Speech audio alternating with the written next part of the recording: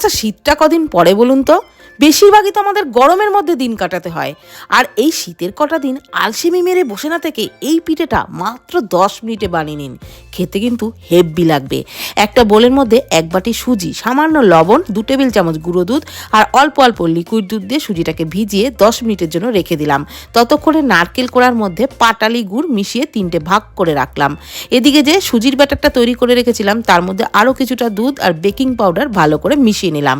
তারপর স্টিলের বাটির মধ্যে তেল ব্রাশ করে নিয়ে ওই ব্যাটারটা হাফ বাটি করে দিয়ে তার মধ্যে ওই নারকেলের পুরটা দিয়ে তার উপরে আবারও কিছুটা ব্যাটার দিয়ে ওপর থেকে একটু কিশমিশ দিয়ে সাজিয়ে দিলাম। কড়াইয়ে জলের মধ্যে একটা স্ট্যান্ড রেখে তার মধ্যে থালা চাপিয়ে ওই পিঠেগুলোকে দিয়ে 10 মিনিট মতন ভাপিয়ে নিয়েছিলাম। ব্যাস তৈরি একদম দারুণ সুস্বাদু এই পিঠে। তাহলে হাতে গোনা মাত্র কয়েকটা দিন আলসেমি না করে এইভাবে সুজির ইনস্ট্যান্ট ভাপা পিঠে বানিয়ে নিন, হেব্বি লাগবে।